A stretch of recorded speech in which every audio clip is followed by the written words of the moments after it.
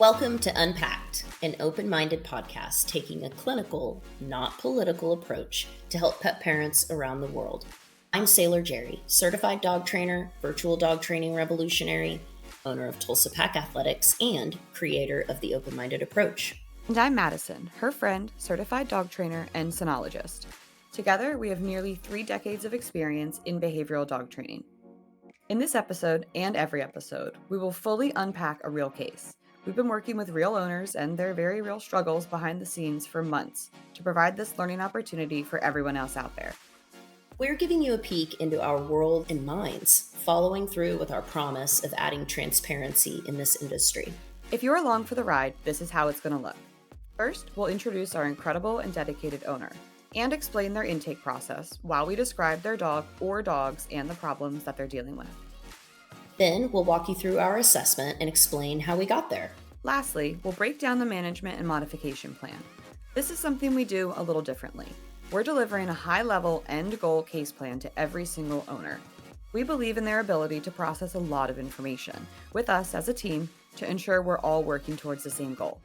I'm glad we're doing this because cattle dogs are actually one of my favorite breeds. They'll probably be the breed I get next. Really?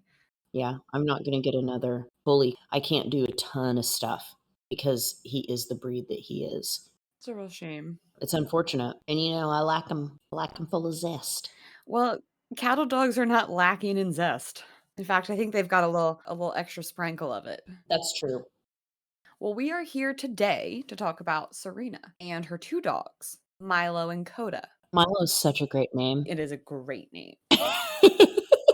Coda's a great name too. I just have a son named Milo. I just wanted to plug that really quickly. And Milo and Coda have, I don't want to say they have typical cattle dog issues because it just feels like an unfair generalization because there is a lot going on here more than just the breed of dog. That is a huge input. Yeah. Just in terms of, I think, how they process the world, which is actually really interesting considering what we were also talking about before, just about cognition and processing of sensory information. But I think that was really a huge piece of this here. And we're going to dive into some of the behaviors that Serena was experiencing with Milo and Coda. But we are going to come back to breed specific characteristic. If we find ourselves generalizing too much, we will reel it in, but we are going to be looking at cattle dogs and herding dogs as a breed group because they were bred for a purpose, and that impacts their behaviors a lot. It not only impacts their behaviors in a more nuanced way, it impacts their herding behaviors. Because if I were to go out and pick the most forward of all of the dogs, of all of the herding dogs, I would pick a heeler. So you're dealing with a personality type within a group. And there's that's even more nuanced because every dog is different. But I think that's important for people to know. Corgis, heelers, they're very, very forward. I mean, even stockbred border collies will be really forward. Aussies are going to be a little different. Border collies that you think of more traditional, like European border collies, like when you see with flocks of sheep and things like that. It's different. It's softer. It's more brain and not as much brawn. And the heelers, you're going to get a lot of brawn without a lot of thought. So by forward, you mean higher drive, higher intensity. Yeah, because I think heelers are really working with cattle. Aussies and collies are working with multiple different kinds of things, but you would never, I have never seen anybody use a heeler on anything other than cattle. Not seriously. I would love if the viewers have, anecdotal information, evidence about that. I would love to hear it. But I have never seen a heeler put on anything other than, unless it was really large flocks of sheep. I've seen that, but there were multiple dogs working.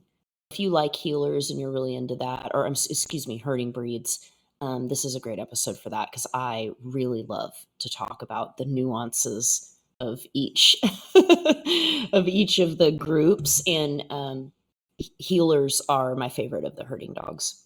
I think it's also important that we say now that we're working with pet dogs within the herding group. These are not Hmm. working dogs. They don't have a really specific and contextual outlet for that purpose-driven drive, Like, we have a friend of ours, Corey, who has a whole handful of herding dogs, but she also has a farm, Hmm. and those dogs work and those dogs have a purpose. And so finding an outlet for her herding dogs, she doesn't have to go out of her way to do that. It's part of their day and part of their life.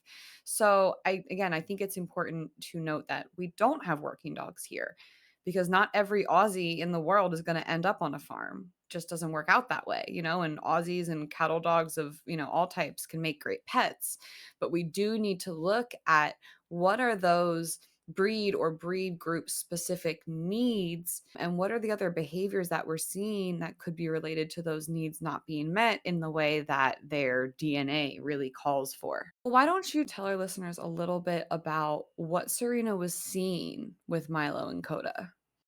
Serena was seeing a situation that we see with a lot of cattle dogs, and I'm going to speak very specifically here. The behaviors that she was seeing in themselves are not like, oh my gosh, that's so rare, Serena. I don't even know what we're going to do. Like, these are really general common problems that you would see in a consultation or hear in a consultation. So that wasn't shocking to me. I don't necessarily think anything was shocking to me, but Serena and Milo and Coda, theirs is one of those that I could almost tell you what was going on without even seeing video and just reading the really thorough history. It was, when you start to see a certain number of things that are going together all the time, you kind of know what you're looking at. So if you think that you might hear something about you or something that sounds like you or sounds like your dogs in this, listen to some of the solutions. She has two cattle dogs. One has escaped the backyard and had an altercation with another dog, and the other has redirected on the first one. So let's just for a second, let's break down what that looks like. There is a dog in their backyard. That's their dog. It is in arousal so high over the sight of another dog. And then her other dog is redirecting, which then again leads me back to, is this an over arousal issue that's kind of run rampant in a household? So it's so important that people listen to this episode. Listen to what we're saying. This is so very common. We realized on the intake that they were both healthy, so there wasn't medical concerns. I know we always kind of like to go in that area, talk about that if they're there, but they weren't. We've got two dogs in a home with what I suspected to be a problem with the management of arousal. So we're starting to kind of piece these things together. I think that going back even to our main topic in episode 1, these are two dogs from the same breed group. However, they are unique individuals and they have different sensitivities and they have different preferences. And for example, Coda loves his food, real food motivated. Milo, he's kind of average with his food drive and his appetite. And over time, that created some issues because of Coda's exuberance to get food and Milo's indifference created some resource issues between the two of them. And that was one of the reasons that Serena had reached out. Another way that they are very different is Coda's just a little bit more enthusiastic and driven and motivated, both with food and with play. And Milo's just a little bit more sensitive and a little bit more affectionate. And it doesn't appear to be quite as driven as Coda on the surface, but we do see a high level of anxiety in Milo, especially related to some of the sound sensitivity that we've also touched on in the past. They did have a not so great training experience with Coda at a certain point, which they realized very quickly that the basis of the training was to put Coda in an uncomfortable situation and then punish any sign of fear or discomfort. So that didn't last long. They pulled him out of that, and they've done various trainings in terms of just building up obedience cues, but they really didn't have the protocols and skills needed to start addressing the reactivity, both at the barrier in the yard, which had grown really intense, and the barrier in the house, which is a big window that looks right out on their street. Coda, our little plumpy purebred looking guy. He has a really high play drive. He has a really high prey drive. He has a really high, probably drive everywhere all the time in general. Milo is a little bit codependent with Serena, but Coda's kind of always getting in there and blocking. So you have dogs that are vying for mom's affection all the time. And I'm going to this is my advice to people if they have a healer. Healers are one person dogs. They like to know who their person is. That's okay. Now we've got it and we're going to move forward. When you start adding in dogs or people to that scenario, so we're going outside our sweet little bonded pair and our little snow globe that we're living in, and you start adding more, it can be difficult. It can be different than adding Aussies, for example, who will work a little bit better as a team in a group. This is anecdotal evidence. There's no scientific evidence to prove what I'm saying. It's just thousands and thousands and thousands of dogs I've seen over the years in different contexts, some in vet med, some in training, some in daycare, some in boarding, whatever. And this has been true for years, regardless of ideology of training.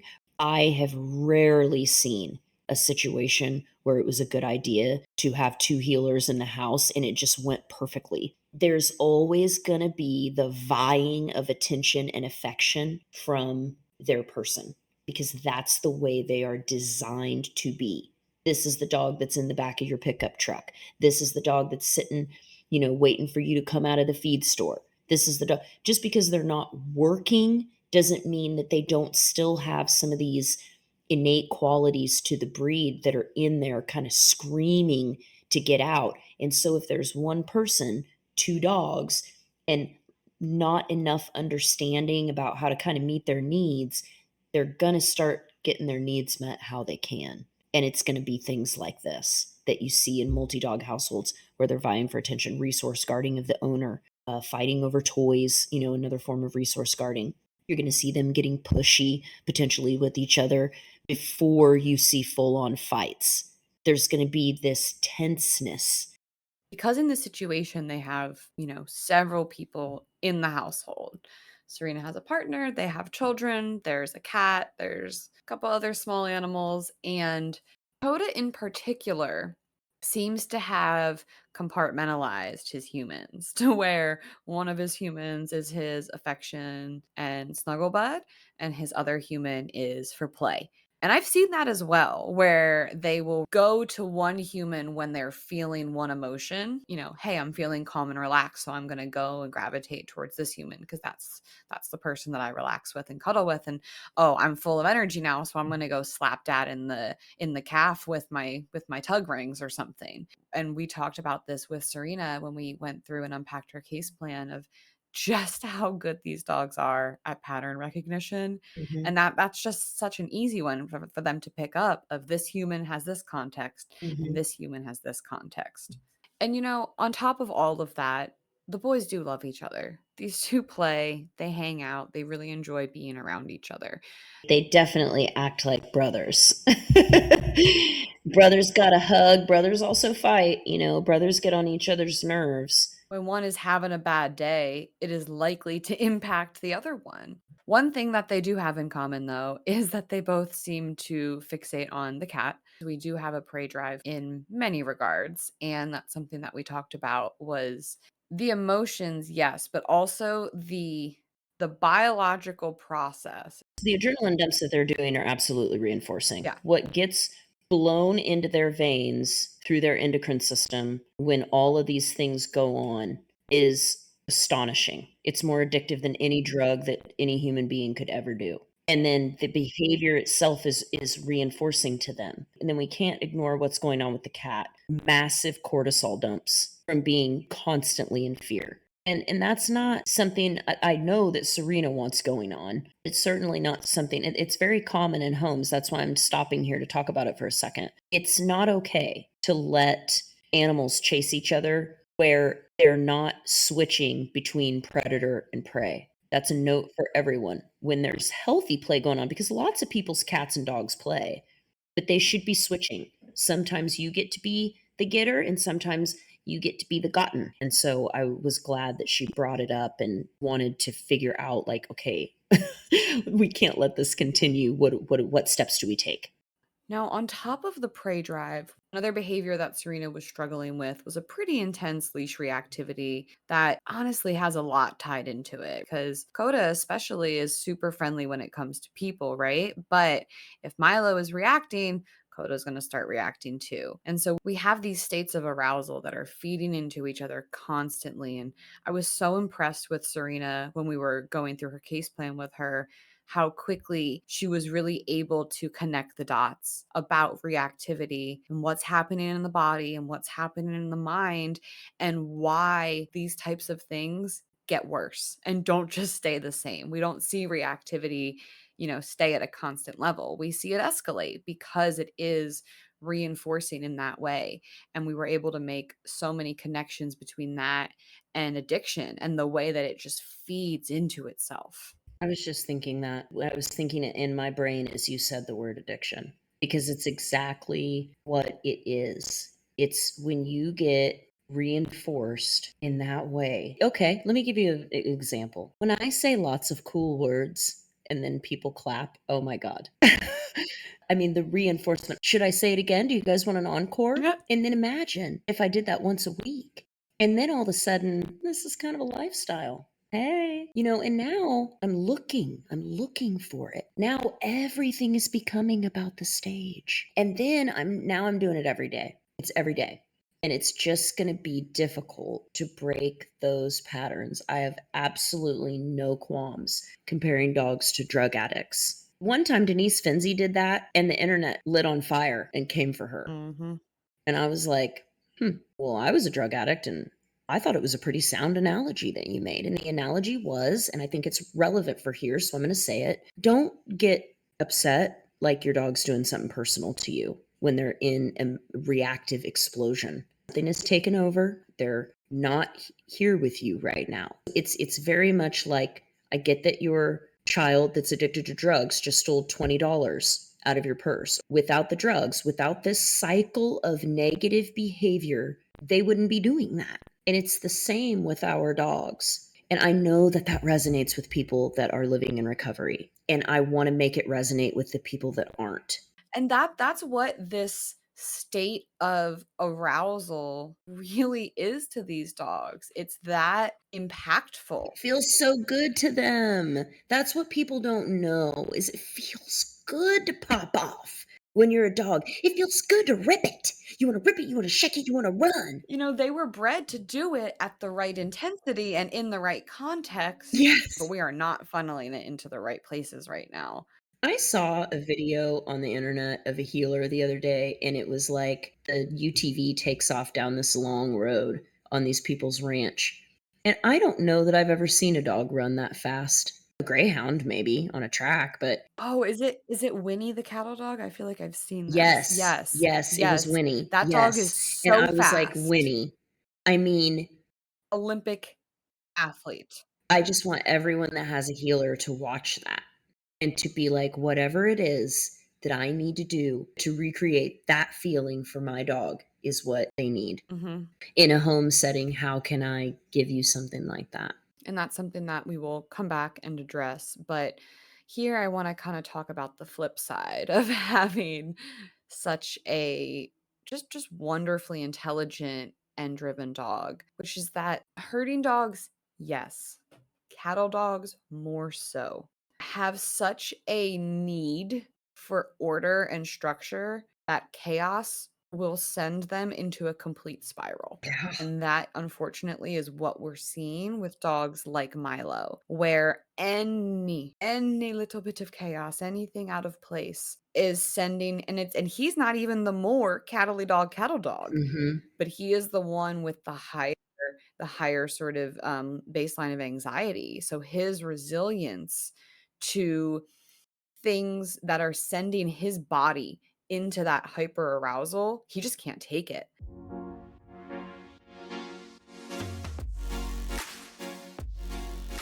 We talked about their leash reactivity because they both were leash reactive, and their prey drive because they both have a strong prey drive. But Milo really is living in his barrier reactivity all day long. He has that huge window that is triggering him every motorcycle, every dog, especially the nemesis dog. We all know there's a nemesis dog out there, right? And he really is stressed out when he's in the backyard, when any type of dog is coming by, running the fence line, and really similarly inside, absolutely losing it at the window. And then that unfortunately is triggering Coda, because Coda, Mr. Cattle Dog through and through, says order in the court, Order and in the he does court. not like that chaos. And so he is going to slam down the fist of judgment and just take care of it, because that's what they're designed to do. And that's where the issues between them were happening. Was Milo was really unable to stop his spiral, and Coda was like, okay, I'll do it for you, which is not exactly how we want them to resolve that. Yeah, because they do it with teeth. That's how they communicate.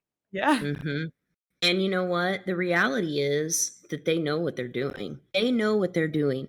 When a dog has had enough of another dog and is like, look, you obviously aren't doing anything about it day after day after day. I'm going to go in there and do something about it. The healer is the one that's going to do it. It's going to make an executive decision, and it's going to go immediately in, and it's probably going to say something to you about it with side eye, later. Well, you didn't handle. They're not middle management. They're upper management in a different department, and they're coming over to do your job and tell you that you didn't do it well. And I think people need to know that. When you get that vibe that your dog is policing behavior, it's because there's behavior that needs to be policed, or the dog wouldn't be doing it. And if it is doing it over something that doesn't need to be policed, then you can look at that as a different scenario. But it happens a lot where people are like, oh, she just doesn't like it when they play. Oh, he always is the police of the group. It's like, well, they're trying to regulate energy. They're trying to either diffuse, or I don't know. But there's a reason. If you're seeing that policing behavior in your dog, look further. Look a little deeper into that. There was one other piece of our meeting with Serena that I wanted to talk about, which was we talked a lot about data collection. This is where I get excited. My inner nerd is like, let me get an Excel spreadsheet. I'm going to organize it. And we just really wanted her to start collecting some information to understand what was happening on the days when they were redirecting onto one another. Again, we were going to try and manage and hope that that didn't happen, but we wanted to figure out what individual triggers from more than likely Milo, because he was more likely to be triggered, were then leading to an outburst from Coda. So we could try and find out, what are the patterns here? What is causing Milo's energy to go so high that Coda feels the need to intervene? And remember, we're not doing entrapment here. We're not like, oh, we're setting up scenarios and then you're going to get in trouble. It's just asking them to live with safe management in place. We're not setting up scenarios in which we know the dogs are going to fight. That's ridiculous. It's not safe to do that. And it certainly isn't safe to instruct someone to do that. You could think about it like journaling. There's things that you are not aware of that are going on because you see them and you think them. And then in that moment, it just leaves. So it's not that you don't notice them. It's just for whatever reason, your brain didn't think it was important to keep that piece of information. And for something like this, all of the information is important because that data is going to let you see behavior patterns, which is exactly what Mattison was just talking about. Let's talk through our list of strategies for immediate implementation that we gave to Serena during our meeting. The first thing was that we really wanted to limit that stress and rehearsal. The whole point of the management is to keep the dogs from rehearsing those unwanted behaviors and from initiating that biochemical process that we know is putting their body into so much stress. We really do not want that to be happening a dozen times a day or more for a dog or for any creature. We practice these things until they become automatic.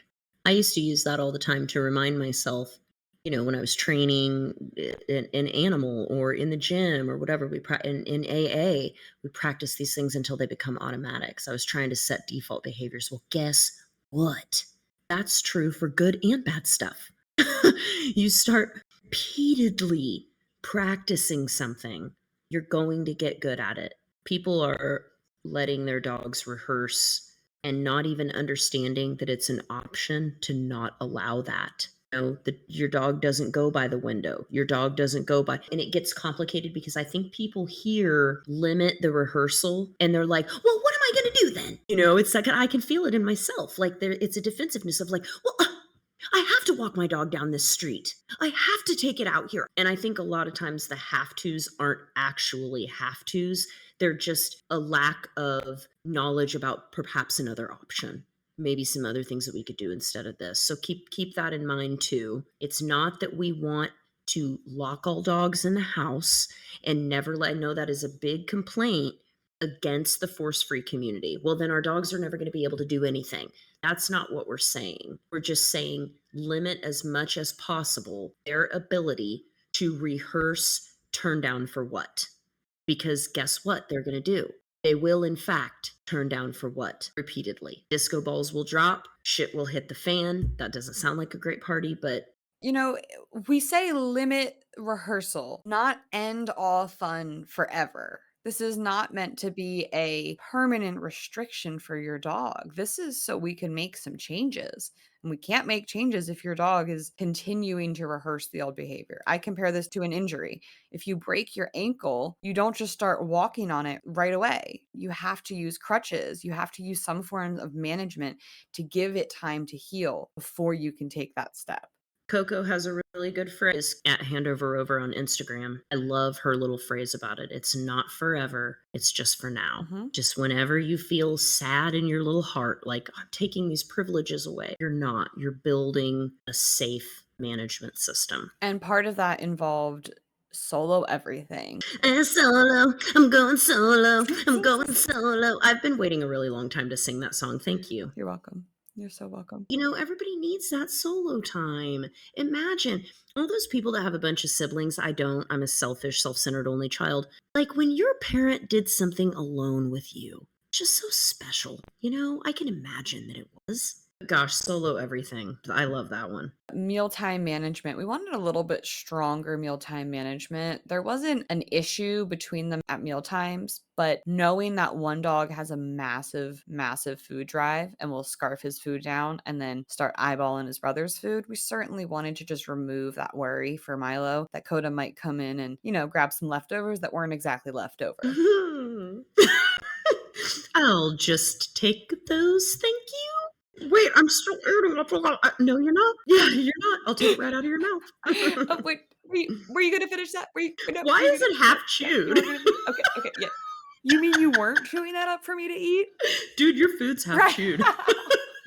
This is something that we've mentioned in, I think, every episode so far. The way that I phrase it is meaningful exercise, finding a way to meet their needs in a way that's meaningful for them. For these two high drive dogs, we need opportunity for some high drive work. The regular walk that is such a challenge and a struggle for them right now is not what these dogs need. We can use a combination of just really high intensity physical exercise, combine in some mental stimulation, and you can burn off so much energy in, 15 to 30 minutes. In light of how difficult the leash reactivity was, we suspended leash walks and focused more on that meaningful exercise.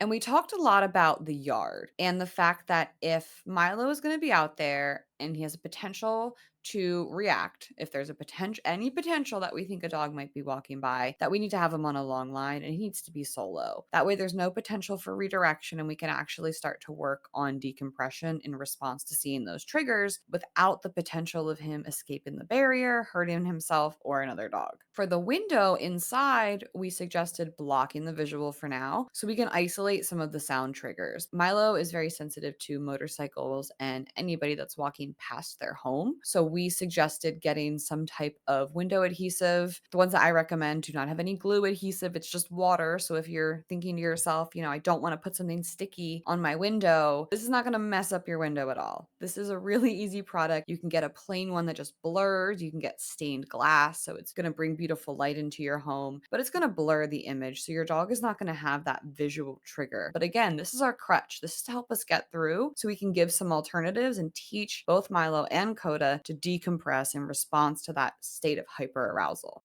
An important part of a lot of cases is muzzle conditioning. If you have dogs that you are afraid could potentially harm each other and they have to live together and your goal is to integrate them and have them integrated, or they already are but they're fighting, whatever the case is, muzzle conditioning allows you to safely begin the process of doing some of those things and working on some of those things. If you're just looking to come out to Dodge City in the wild, wild west and start shooting guns off, what I feel like people are doing when they do a lot of behavior modification with dogs that are known to get into it and they don't muzzle condition, it's not only not that hard, right? It sets a precedent for you to condition anything that you use with your dog. You then understand that you can't slap things on dogs. It doesn't work that way. It makes them uncomfortable. And so when you go through the process of learning how to condition a muzzle, you really go through the process of learning how to condition a tool, a piece of equipment at its base level. And you can take that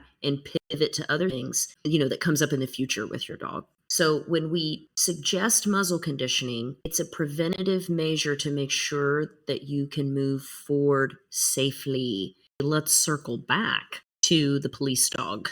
Not the police dog you're thinking of, but the dog who polices.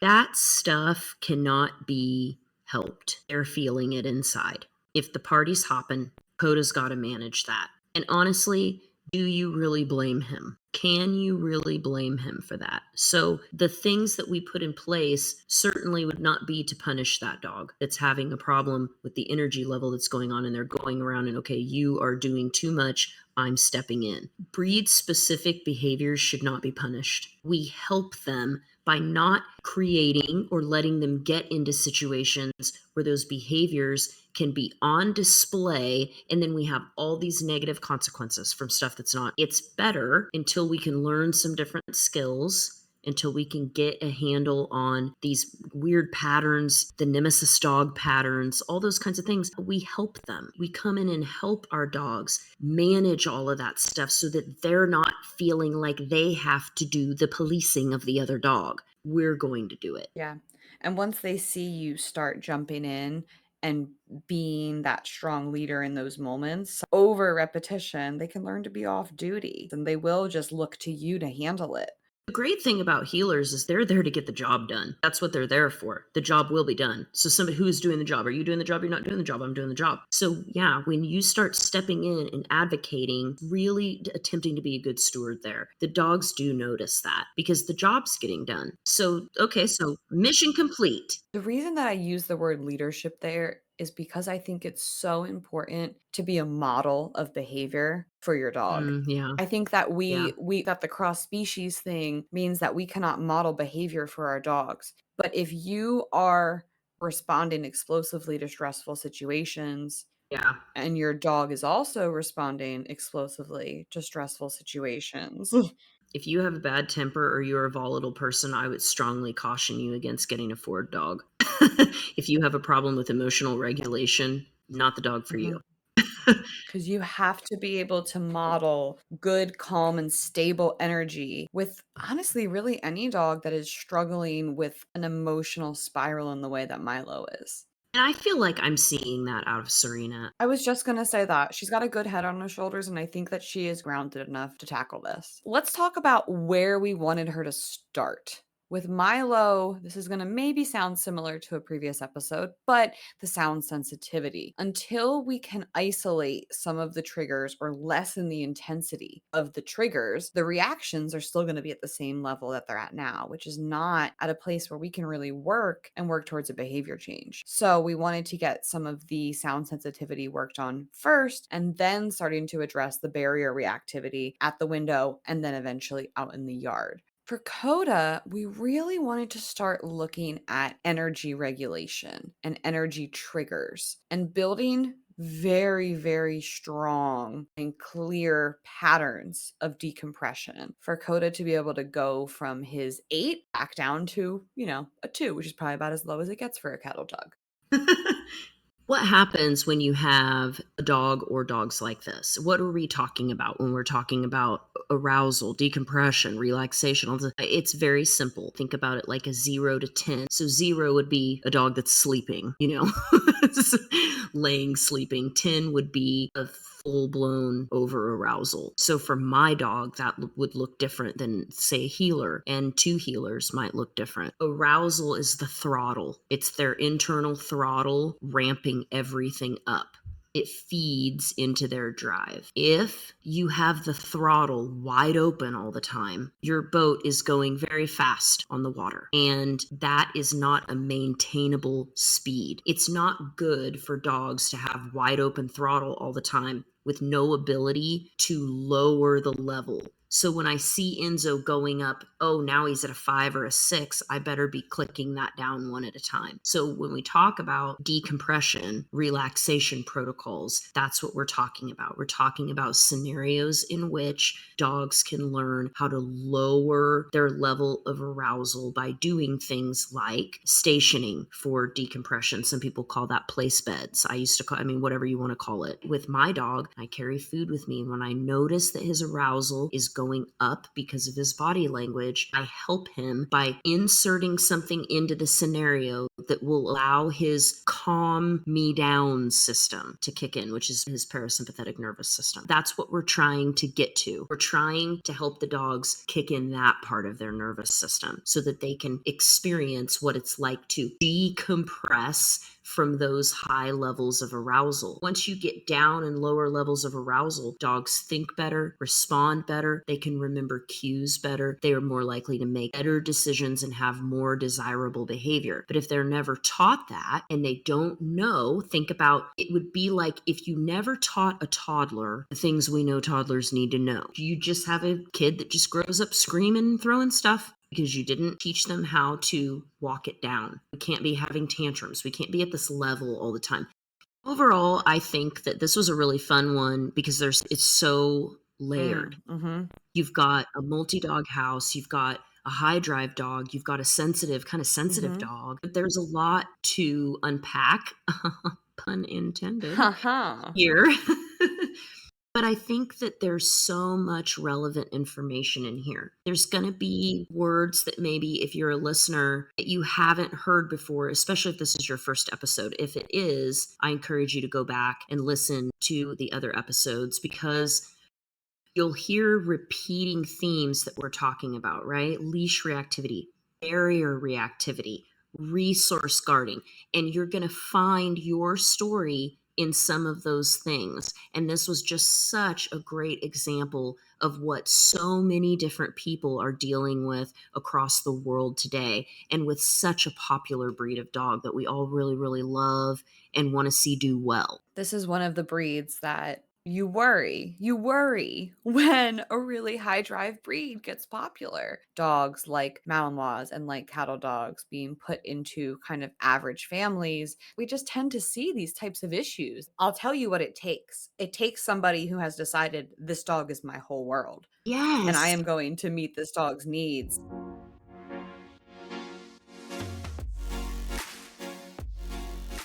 Okay, what do you think? I think that these two dogs could not be in better hands because Serena, she just gets it in a way that we could see everything clicking into place for her. Yeah. She was asking such amazing questions back. Mm-hmm. For exclusive access to behind-the-scenes content from the podcast and rescue work, digital downloads to help every pet parent, plus full training and behavior courses, join me at patreon.com/freedbytraining. And if you're an owner or a rescue and you'd like to work with me, reach out at freedbytraining.com. If you are listening to this podcast, you obviously have some interest in your dog. Maybe it's somebody else's dog. I don't know. But if there's anything that I can help you with, I would love to see you over in the world of Tulsa Pack Athletics. There's a lot to look at on my website. So if you get over there and you're really confused and you don't know where to go, you can schedule a phone consult with me. We can talk about what's going on with your dog and what steps that you might take next to set you guys up for success. You can visit me at www.tulsapackathletics.com.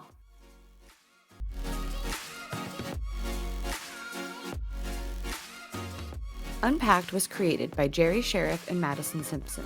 For your chance to be featured on Unpacked, apply at www.unpacked.stream. And find us on Instagram at Sailor Jerri the Dog Trainer and at Freed by Training. See you next time.